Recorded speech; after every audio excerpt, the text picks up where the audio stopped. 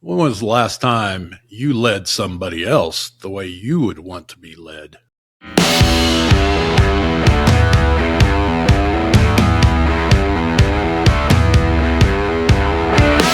Hey, welcome into Dad's Place tonight. We're glad you're here.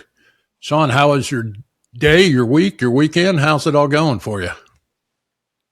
It's been a busy day, but got a busy week ahead of me, but we're rolling, man. We're rolling. All right. Well, I know a few things Sean's got going on, so I know he's a busy guy, especially this week. But hey, again, we thank you that you're here. Hey, Sean, our topic tonight's leadership. And we always kind of start with a story. And when I was doing a little research about the leadership thing, I thought, well, I think everybody, if they've ever been in the role of a leadership, can talk about the how good they were or what they did right. Well, I'm going to go the opposite direction. Uh, I was thrown in a leadership position, I don't know, 20 years ago, a little bit more than 20 years ago. It was for a national organization. And I was elected to the board of this national organization. Well, I was honored. I was glad. It was a enjoyable position, and I I was thankful to be a part of it. But I soon found myself thinking I was more than I was. Let's just put it that way. I really got a little bit cocky about that position, and I forgot all about what it was to be a leader. I'd been in leadership positions before, and I guess I knew better. But with this particular one, I just let it go that I was serving other people, and I really let things go to my head, and it kind of put me in a.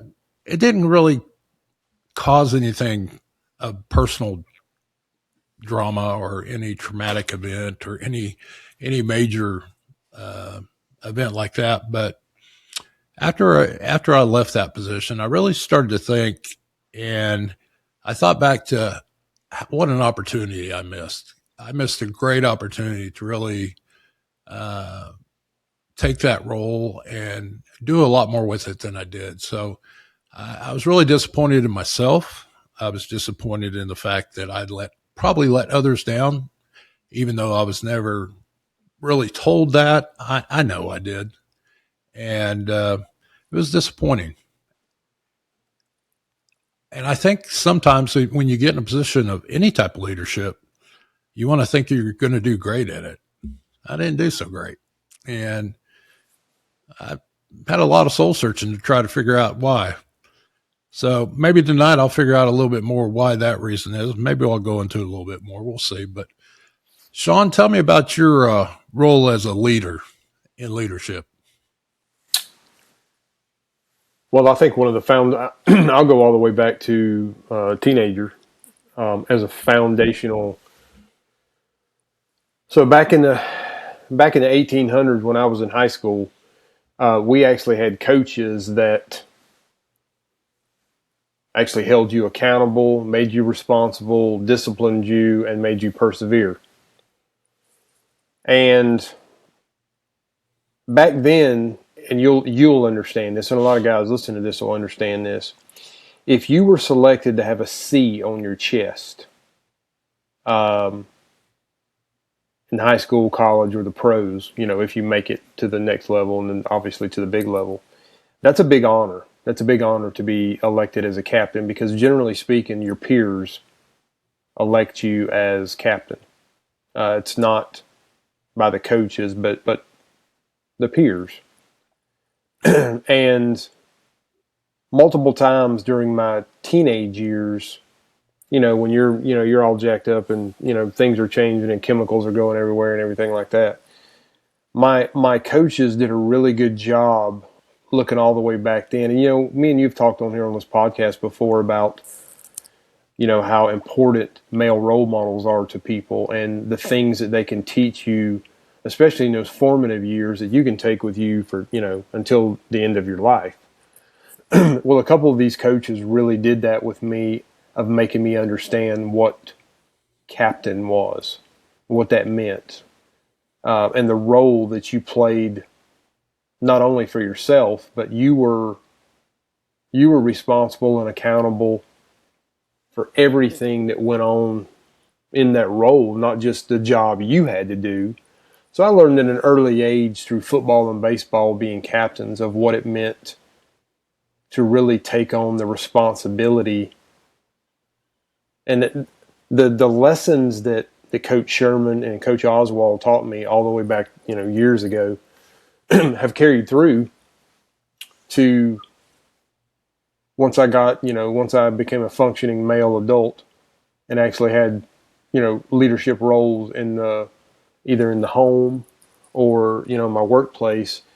Looking back on those foundational things all the way back when I was a teenager really set the precedent. Now, that doesn't mean I always lived up to it and followed them, but the foundation was there. The concrete and the rebar and the mesh was there. It was just a matter of me going back to those basic foundational principles and doing them, because, and I'm sure we'll get into this, the basic foundations of leadership doesn't change. It doesn't matter what organization you're in. They're basic and they're foundational, and we generally are the ones that gaff them up. Well, and my story I kind of opened with tonight, I think that's why I have questioned my role in that leadership position, because it was me. I just didn't live up to what I knew. Like you said, I was taught early on. I was taught by sports and some other things at a young age. And, I just kind of hit that one off the fairway and down in the puddle and past the other golf course on the other side of town. And just disappointed in myself. I think that was probably the hardest part, is that not only did I miss an opportunity to maybe make things better for some other people, or to help them along in their path of what they were going and dealing with, I loved it. If I didn't have any leadership prior to that, or I didn't know better, I might have thought I did a great job. I didn't. I did a terrible job. Leadership is hard. It is. It's a glamorized word that everybody knows what should be done, and they would do it better. And if they were just in that position, things would work out. And this guy or this gal is lost. And then all of a sudden you inherit that position one day and you have an oh crap moment, because you realize there's a lot more than just the title. I'll tell you what else it is too. And I think a lot of leaders would probably not admit this, because they might think it would fall upon them as a bad sign, or as a bad statement to make. But I think being a leader is sometimes really lonely. I mean, it's extremely lonely, because you are having to make decisions that affect other people. And if you're not approaching it in the right way, what you do can really mess with people's lives. And I don't think enough leaders take that seriously. I think as a leader, and it doesn't matter what level of leader you are. It doesn't matter if you are at the most prestigious level, or if you're a leader in the neighborhood watch group. It doesn't matter. People are looking at you and counting on you, and the decisions you make and how you treat other people is certainly always being watched. And what you do affects a lot of people. The numbers get bigger and bigger, the bigger the position, but that doesn't change the fact that a leader of a small group can also do a lot of damage to some people. And sometimes maybe even worse, because the smaller groups, a lot of people look up to them. Right. Yeah. Go ahead. No, go ahead. No, I was just going to ask you, has there been a point where you kind of were in a leadership role and Maybe you didn't make the best decisions. You just didn't know what the right step was to come up with the resolution to whatever the issue may be. I know I've been in that position as a leader sometimes. Man, I'll make a dumb decision. How do you have the humility to say, you know what, I was wrong? And I think that's the hard part. Yes, sometimes humility is difficult, but that depends on the individual person. If you're arrogant and egotistical, I'm going to go ahead and say it, you shouldn't be a leader. If you're the leader, everything you do is not about you. Nothing is about you. It's Shouldn't about be. correct. If you're doing leadership correctly, nothing is about you until something goes wrong, and then everything is about you. A lot of times in leadership, this has been my situation. You asked me a question, was there ever a time where you made a bad decision? And I'll honestly sit here and tell you no, but let me caveat what I mean when I say no. Just an off the cuff because I wanted to do it because I was arrogant and egotistical and I've never done that. Now, have I made a bad decision based on the information I had at that exact time? Yes. And later on, or when I went back and looked at it, I'm like, oh, man, that was a bad decision. I wish I could do that one over. But we all know you can't do it over. It's kind of like the bullet. You can't get the bullet back in the gun. And the majority of the time, if it was a decision that I wish I could have over, it was I made the decision based on the information I had at that time. And so in that context, yes, I've made multiple bad decisions. Well, I would add to that a little bit. I think sometimes as a leader, you're not allowed to share what information you had to make a decision. Just depending on what you're a part of. I had to make some decisions based on bad information, like you're saying, but I couldn't explain it to anybody after it was done. Correct. I could not say, here's the information I had that was bad because it was confidential, proprietary. It was information I could not share. So I had to just eat that decision regardless. Which is That's the okay. right thing to do. Right. And that's okay. That's part of being in leadership. Sometimes you just gotta suck it up and take it, because whether it's your fault or not, the people underneath you, if it's a bad leadership move, they're going to blame you, and that's okay. But you gotta understand that that's going to happen. You got to understand that sometimes you can't explain yourself, and Right. I've been in those situations before, and they're not fun. And I mentioned the word lonely. That's kind of a lonely place to be because usually, if you're in that role, you've gotten information from the people above you that's wrong, and you're portraying it down to the people below you, who you can never really say where that information came from. And you're going to get missiles coming from both directions. You're going to get it from both directions. Why is the morale of your team down? Well, let me tell you. Oh, no, I can't do that. Your folks are coming to you. Why are we doing this? Well, we're just doing it, and you're just kind of stuck. But that's some of the responsibility comes along with leadership. I'm not saying it's a bad thing.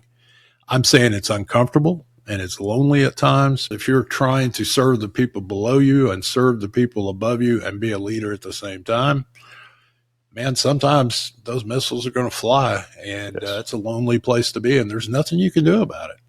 You just You're the island. I had a warden that I worked for one time. Well, I actually worked for her twice. And her famous saying to everybody is, "Hey, you put in for the job, right?" Yeah, exactly. And how do you argue that point? Because she's 100% right. That's why I said earlier, that's why it's so difficult is, man, it's so easy to Monday morning quarterback when you're on the floor level. Yeah. And once you walk up those stairs to those offices, and then you start, we used to say, you look behind the veil, it gets pulled back a little bit, and then you start seeing the decisions and the different voices that come in there who have an input in the decision, and you're just one of 20. Yeah. It's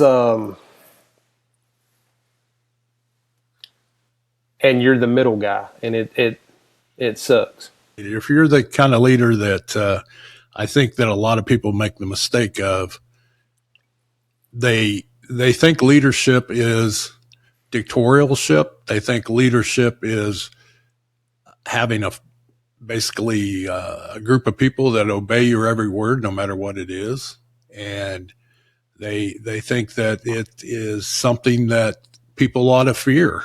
And if you're that kind of leader, I've worked for those kind of people. That's not a leader. That's a dictator. I look at leadership, and I think you will agree with this, Sean. A lot of my leadership ideas, not that I perfected them, but a lot of the ideas, the way I think about leadership, comes from a biblical basis. If you know the story of Jesus, Jesus was promised a right seat of God forever. But what he had to go through to get there, the perseverance, the accountability, the servitude, the things he had to go through there to get to there, no human could do it. You would have to be the Lord Jesus Christ to be able to accomplish it. But, his whole life was about service. And it wasn't that, he was a great leader and people flocked after him. But it wasn't because he demanded respect. It wasn't because he demanded people serve him. His whole ministry was about servitude. And the more that people saw how he served others, the greater his ability to lead became. My leadership philosophy has always come from that. Now, I have not lived up to that, but that's the basis of it. I tell you what, everyone I've ever worked for that took care of the people they led was always the greatest leader I'd ever been under. So a distinction that we need to make is, are you going to be a leader of people? Are you going to be the boss? Those two things are not the same. Nope. The boss is a position that has a title. Leader is a person that just so happens to have a title. Completely different. So you go to Harvard Business School and you get your doctorate in leadership. Well, they can teach you a whole lot of stuff that comes from a lot of books of a lot of people have written. But I guarantee you there is not a better leadership course than the life of Jesus. There really is not. And not from the Christian perspective, but from all the things he did, how he did that, and how he gained such loyalty, not because he demanded it, but because he served the people who gave the loyalty to him. Mm-hmm. And I think that's the point so many people miss when they get into leadership. Jocko Willink and Leif Babin come out with a book called Extreme Ownership. And in it was the 4 laws of combat leadership. And I'm going to say the 4 laws of combat leadership right now and tell me if these 4 principles, they wrote them in such a way you can utilize them in anything in life. It's the same principles, different terminology that Jesus used in the 4 Gospels. And they were cover and move. Teamwork. That's it. Teamwork. Yeah. Teamwork. The second one, keep things simple. Don't overcomplicate things. The third one that they did is prioritize and execute. So you might have a checklist of 14 things you got to get done. Okay? Well, why not start with number 1? And as you do each task, you check it off. Man, take it in stride and check, and get it done. Well, the last one is, and I think it's the most important one, And it goes back to something that Jesus did with his 12 apostles, and it's also something you just said yourself. You just didn't use them as your example. Jocko called it decentralized command. And it is the most underused concept in leadership, and that is to empower everybody under you to make decisions, make the call. And if you don't do anything immoral, unethical, or illegal with the information you have on hand, you make the call, it may be the wrong call. Man, in your family, that's such a huge thing. If you're not empowering your wife to make decisions and to have thoughts of her own, or let her opinion be validated with you, and you know, you are not being a leader. You're being a dictatorial idiot. The best leaders were better followers. Absolutely. And you and I have talked about this before too. The best thing you can do for a leader is hire people better than you. Mm-hmm. That was something I tried to live by, because there's a couple reasons. One is you want to be able to delegate, which is a word that a lot of leaders don't understand. You want to be able to delegate responsibility and accountability to other people, so it is not all reliant upon you, or that your ego is not so big that you can't give control over to other people. So you want to do that. And the second thing is, somebody I worked for one time told me, who was kind of mentoring me in a way, I guess. Maybe I never thought about it till just that second. But he delegated a lot of stuff to me that I didn't have the title for, I didn't have the role for, but he delegated a lot of stuff to me. And he told me something that I always lived with. He said, I always try to hire somebody under me who's a whole lot better than me, because if I have the opportunity to move up, what's the first thing they're going to ask me? Who's going to take your place? If I did a good enough job that they want to move me up, then they're going to want to know who I think can take my place. And he said, I'd rather have 6 people working for me I could choose from than nobody who I can literally say to the people above me, I'm sorry, I don't really think any of them can. 1, that's egotistical. 2, that means you didn't do your job, because you didn't train the people well enough underneath you to be able to step in. And 3, you've missed an opportunity of your own personal opportunity, because you were too afraid to delegate or to relinquish control to let other people learn some of the stuff that you learned to get to where you are. And the people that are in the quote leadership boss role that don't understand that is just beyond me. I do not get how they can't even comprehend the fact that, you've got to delegate. You've got to have people under you who in a moment's notice could do exactly what you do. Yes. And that's nothing to be afraid of. That is nothing to fear. That is something to be actually, you should be excited about that. Excited about that, yeah, and it's something to hope for. And I think a lot of people make that mistake, that it's a fear. It's them not having the humility to understand that, they were that guy down there one time, and somebody took them under their wing to get them to where they are. Yeah. Either that, or they had some pictures they shouldn't have had of somebody. I don't know. I've known a few who've gotten positions that way, but that never happens. Yeah. Never. There's no shady promotions ever. Stop it. Okay, we'll pretend like there's not, but yeah, that's life. I think anybody listening has had that as well. Relinquishing control is not taking away from what you do. You still have the position that you were given as leader. You still hopefully have the money that was different than what you had before you were leader. And guess what? By delegating and relinquishing control, you just got more stuff done than you could have done by yourself. So where's the problem in that? Funny little side story here. So my boss right above me, she was an awesome boss.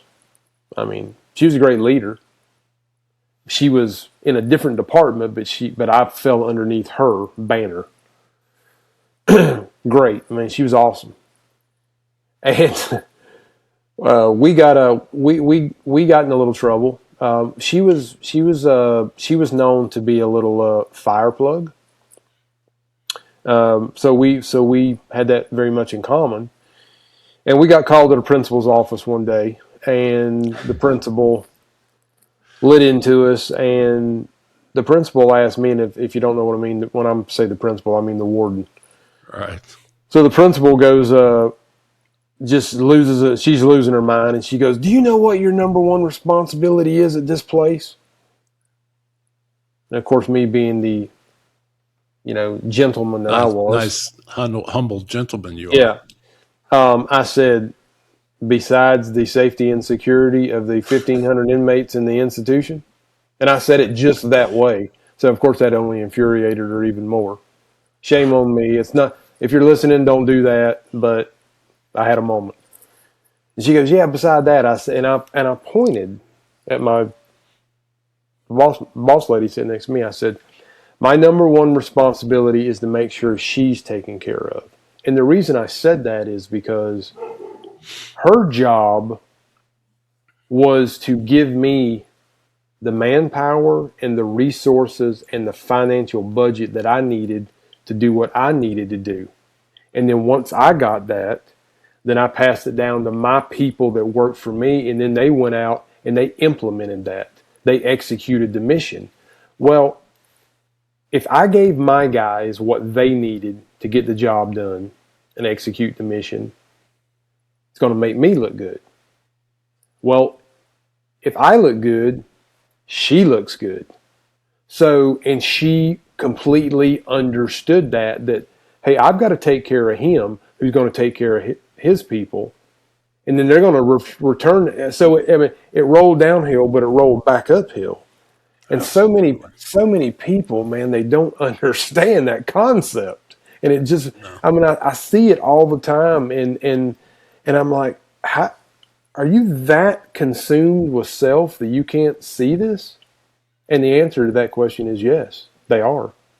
Yeah, I've seen it too. Somebody gets in a leadership role, and maybe the person 2 people above them actually chose them for that job.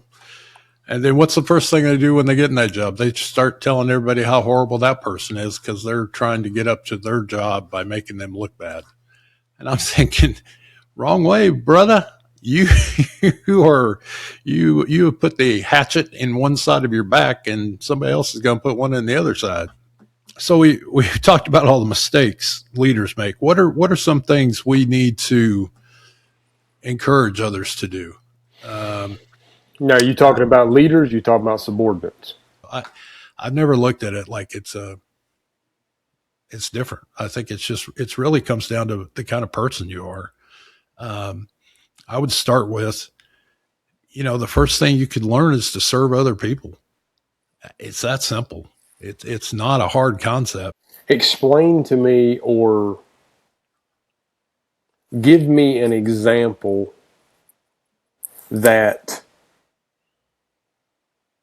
the receiver and the giver do not both look out for one another. And the reason I ask that is because in this situation, so my job was to take care of her. Okay? But what was her job? Take care of the boss above her and you. Correct. It goes both ways. Correct. Yeah. Correct. So my job was to take care of her. Her job was to take care of me. Okay. So we'll call that the corporate world. Okay. At your address, and we'll just say for the argument's sake here, you're married. Are you a dictator or are you a husband? And Are you a Karen or are you a wife?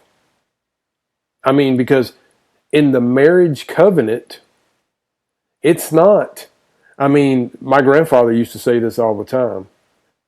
Your memo wasn't taken from my head or my feet. And what he meant by that was he wasn't she wasn't taken to be over him or him be on top of her. A woman was taken from a man's side to walk side by side and help. So everybody has a role there. You give, you receive. You receive, you. It's, there's not a relationship on the planet, if you're doing it right, that it's not that way. And you take a step back, and I wasn't, it took me a while to really grasp this concept too. So I'm not pinning no blue ribbons on myself. It took me a while to become a functioning human to see that. But it's amazing how many people that are in their 30s and 40s still like it's like, bro, what are you looking at, man? Are you that lost? Yeah, they still only believe in the singularity of themselves and not the duality of them and somebody else. Whether that's boss, wife, girlfriend. That is why, going back to, and we've kind of woven this in with this conversation, is, man, that's why it's so important, if you are that older man or woman, that you have people that you can really feed into and serve.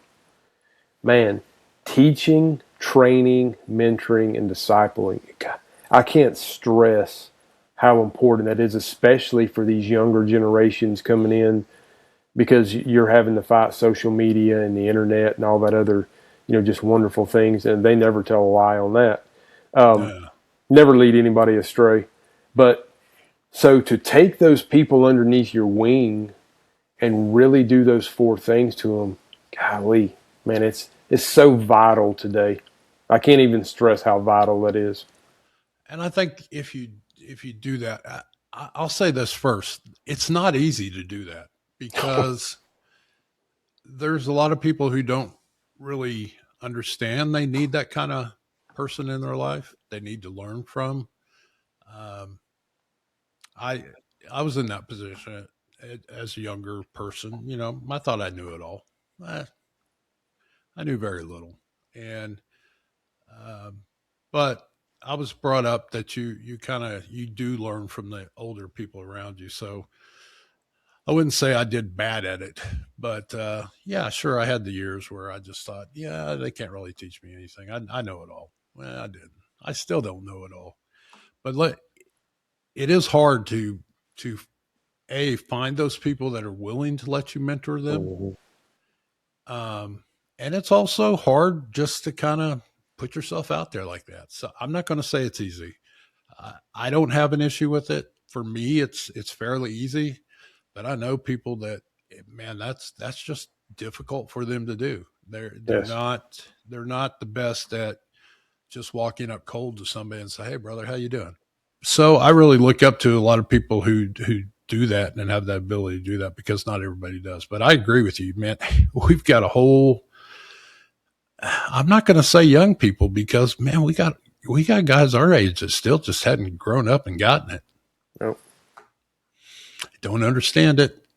I don't, but it is the way it is, and the only thing we can do to change it is to put ourselves out there and offer up that help, and do it in humility, not as in, hey, I know better than you, but the humility to say, man, if you if you want somebody to kind of listen in, hey, I'm here. Just simply saying something like that may be all you have to do. And sometimes they'll put it off and put it off, and you never know when it might start to sink in. Uh, and one day they may show up at your door and say, "Man, we need to talk." And that's your opportunity. But if they didn't know where your door was, they're never going to find you. So make your door available. I'll throw out these, Sean. I'll let you comment on them. Build character and integrity and self control. Three biggies. I'll let you talk about, some of our recent shows have kind of been based around those kind of main ideas right there. Well, I mean, character and integrity is, they'll show themselves. I'll say that. And if you're doing it the right way, your character and integrity will be your pillars, and people will see that. They will see you doing the right thing, you helping, you going the extra mile, integrity, you being straight up, you telling everybody's integrity is telling the truth. Yes, that's true, but there's a lot more to integrity than just telling the truth. It's being honest in your assessment and your evaluation of everything. Now, that doesn't mean be a jerk about it. That means have integrity and have character, because someone with character is going to understand their audience. They're going to understand the situation. They're going to understand where they're at. Read the room. Read the room. They're going to understand all that if you have those qualities, because character and integrity, man, you just don't wake up on a Tuesday morning and have it. It is it is something that has to be, man, you have to work at it to have. And guess what? You ain't waking up on that Friday either, and you have it then either. So no, self-control is something that, in the book of Galatians in the Bible, when Paul talks about the fruit of the Spirit, love, joy, peace, all the feel goods. And then, I need to talk to Paul about this one. It's like, hey, bro, do we really need to throw self-control in? I'm not really digging that one. Why? Because it's the hardest one? It is for me. Because it is for me. My demeanor, my instinct is to jump. It's to voice or attack, or I'm like the Apostle Peter, man. I just feel like I need to say something here, man. It is good that we are here. Confront. That's one of my weaknesses. And self-control, but I will say that as I've gotten older, my self-control has increased mightily compared to what it used to be. I'm very, very much, and don't get me wrong, I still fail at this, but it's few and far between. But I definitely think about the outcome of what I'm about to do or say a lot more now than I used to. And I think but it's kind of like character and integrity. You have to work at it. You just don't attain it. Like, you got to work at it. And good teachers, trainers, mentors, and disciples that are teaching you this, they're going to teach you all this. I mean, these are things that they're going to pound into you, that, hey, look, I'm going to, it's a continuous process. I mean, I didn't learn algebra in the first grade. Well, that kind of leads into the next thing I had, and that was, seek wise counsel. Don't just seek counsel, seek wise counsel. Seek after people who seem to have it together a whole lot better than you. Don't try to find somebody like you. That's not going to get you anywhere. So amazingly, the person that wrote that was considered second place, but in the Bible, he's considered the wisest person to ever walk the planet, and he ended up making a dumpster fire out of his life. That's what's ironic about that statement. Yeah. It's true.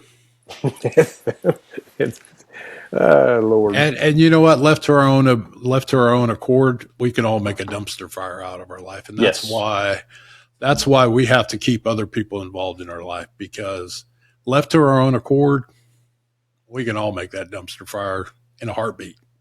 Well, that's what decentralized command, that's why that's so important, is surrounding yourself with the right people.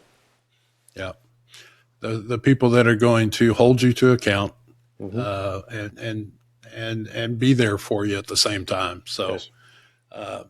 I think that would fall under wise counsel. Um, and learn to lead by example, not by title and not by power. Learn to lead by example. Did you catch any of the Japanese games? Have you watched the World Cup at all? No. Well, the Japanese have a thing they do whenever they go visit any other country and follow one of their teams. Every Japanese fan gets a trash bag. And when the game's over, they literally go through the entire stadium and pick up trash because they consider that respectful to the people that honored by having them there. And I've heard so many people make fun of that, but what an example. What an example. I could not even fathom a pro football game, an SEC game, a Big Ten, you name it. You name the venue. I couldn't imagine American fans showing up with a garbage bag on the sole intention of picking up the garbage in the stadium before they left. Lead by example. And that just hit me because, and I guess they use the plastic bags kind of as noisemakers during the game, and they wave them, like like if they had what do they call the Pittsburgh towel? The terrible towels. Terrible towel, yeah. So they wave the plastic bags. They're making noise with them, and then at the end of the game, they're walking through all the bleachers and everywhere else picking up trash.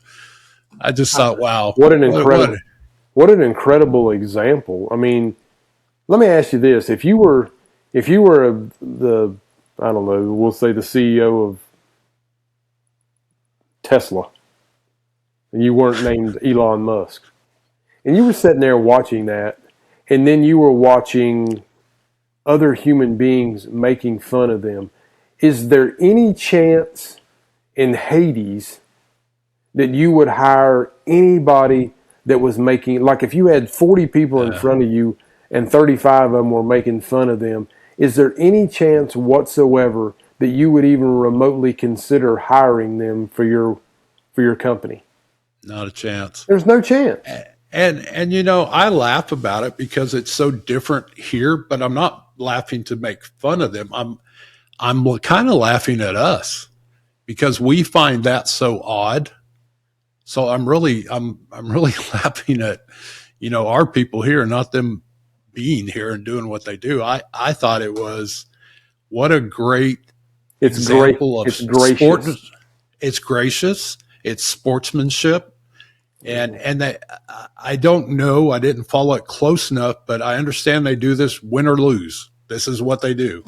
And every time they visit another countries, I don't know if they do it. I assume they do it locally when they go throughout Japan as well. But I just thought, what a great example. And I hope there's some people that saw that and thought to themselves, now that's something. Because it's the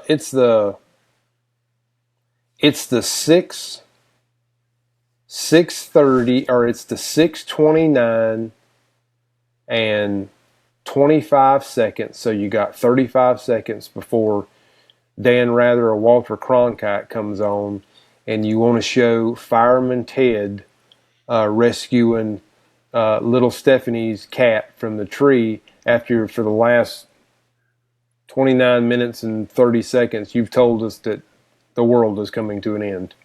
Yeah. Yeah. No, that's true. That's what it is. It's where I don't get it. Just a little side note. Do you know what they call that story in the news business? That last story of that last 30 seconds that's all feel good and make everybody happy? Is this going to make me upset? It might. They call that the kicker. That's the kicker story. So there you go. Now you have the official title of that story, that last story that's supposed to make everything good after 30 minutes of horrible, terrible news. It's 30 seconds of the kicker, all right. Yeah. Yeah, it's the kicker. It's kicking you someplace, but it's probably hurt when it connects. Kicking you someplace. Yeah. So yes, I think what men should do is lead by example, and the Japanese fans really did that, and uh, I'm going to say it. I am not a soccer fan. I've never been a soccer fan. I have to admit, I learned a lot from the World Cup being in the United States. I learned a lot about how fanatical some fans are in soccer, and you know, just they seem to be a lot of fun. I've heard horror stories about soccer games in Europe and all the stuff that goes on. But if these fans that were here in the United States were any representation of the fans over there, great people, just really really good people. So really enjoyed having them here. Well, let me end on this. I think we've talked about leading by example, having humility, seeking wise counsel. The biggest thing I rely on is God. That's what I always did, and I hope I represented Him well being a leader. Um, it gave me somebody to serve way beyond who I worked for. It gave me somebody else to serve higher than my wife. It gave me somebody to serve higher than the most famous person in the world. I think I would, want to hang out with or whatever. It puts me on a level that makes me so small that I can't do anything but rely on Him. So, um, if you don't have that, I hope you can find it, um, and I hope you reach out for it. Uh, but God is a great teacher, and Jesus Christ was a great teacher of leadership, and that it is a calling. It's not a way to personal power. It's not a way to authoritarian dictatorship. It's a calling, and if you're going to be good at it, you gotta want to have it, and you gotta want to serve other people. That would be my last tip for what men should do to be better leaders. Yes, was what I'd say to all that. Um, I guess if I was going to leave you with it, any parting words on leadership is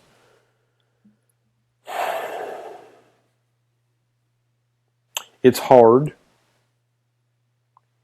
There are going to be good days. There are going to be bad days.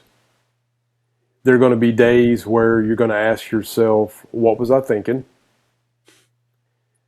But there's also going to be days where at the end of the day, you're going to be like, this is why I do this. This is why I deal with the big bosses. This is why I deal with the complainings from the subordinates. This is why I do what I do. And it's going to be because at some point during the day, something or someone happened, and you're going to have that yes moment. You talk about Christ. Probably my favorite chapter in the entire Bible is probably John 21. And what it is in that moment is it's the epitome of leadership. Peter, obviously, if you know anything about the Bible, Peter denies Jesus 3 times. And and when Peter did that, he thought he was disqualified. So he leaves, he starts going fishing. And just so happens when he's out on the lake, well, who shows up after he's risen? Who shows up on the bank of the lake? The big guy. And what does he do? He builds a fire, and Peter denied Jesus 3 times. And Jesus asked Peter 3 times, do you love me? And he recreated everything about the night, to include the fire that Peter was standing next to when he cussed out the little girl who said, you're one of the followers. He recreated everything to basically tell Peter in that moment, this is a teaching moment. I'm training you, I'm mentoring you and discipling. Because in Acts 2, Peter preaches the first sermon that's ever preached by what we now call the church. And that was 50 days after he said, I don't know to do. So the reason I love that chapter so much is it's the epitome. If you're a leader,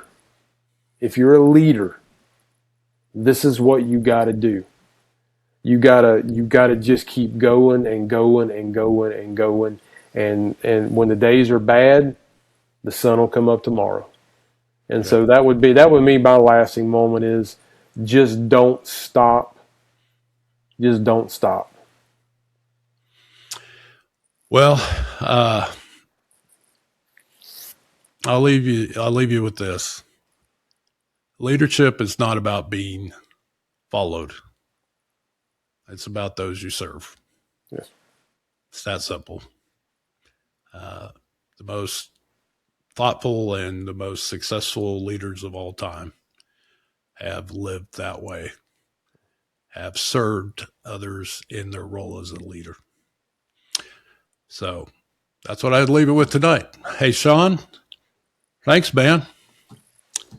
I hope we encourage some folks to be great leaders, no matter what they do. Well, me too.